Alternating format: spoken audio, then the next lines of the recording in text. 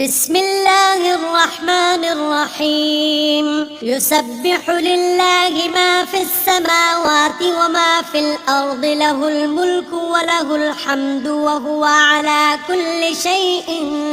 قدير هو الذي خلقكم فمنكم كافر ومنكم مؤمن والله بما تعملون بصير خلق السماوات والأرض بالحق وصوركم فأحسن صوركم وإليه المصير يعلم ما في السماوات والأرض ويعلم ما تسرون وما تعلنون والله عليم بذات الصدور ألم يأتكم نبأ الذين كفروا من قبل فذاقوا وبال أمرهم ولهم عذاب أليم ذلك بأنه كانت تأتيهم رسلهم بالبينات فقالوا أبشر يهدوننا فكفروا وتولوا واستغنى الله والله غني حميد زعم الذين كفروا أن لن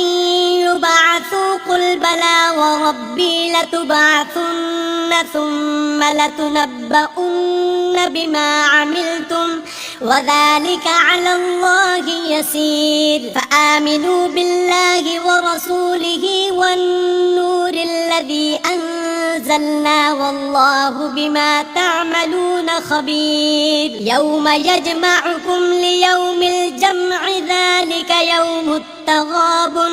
ومن يؤمن بالله ويعمل صالحا يكفر عنه سيئاته ويدخله جنات تجري من تحتها الأنهار خالدين فيها أبدا ذلك الفوز العظيم والذين كفروا وكذبوا بآياتنا أولئك أصحاب النار خالدين فيها وبئس المصير ما أصاب من مصيبة إلا بإذن الله ومن يؤمن بالله يهد قلبه والله بكل شيء عليم وأطيعوا الله وأطيعوا الرسول فإن توليتم فإنما على رسولنا البلاغ المبين الله لا إله إلا هو وعلى الله فليتوكل المؤمنون يا أيها الذين آمنوا إن من أزواجكم وأولادكم عدوا لكم فاحذروهم وإن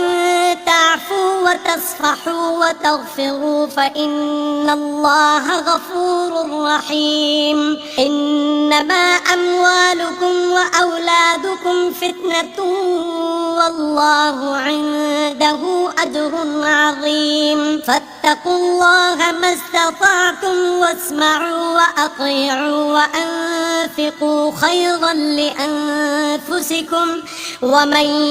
يوق شح نفسه فأولئك هم المفلحون إن تقرضوا الله قرضا حسنا يضاعفه لكم ويغفر لكم والله شكور حليم عالم الغيب والشهادة العزيز الحكيم.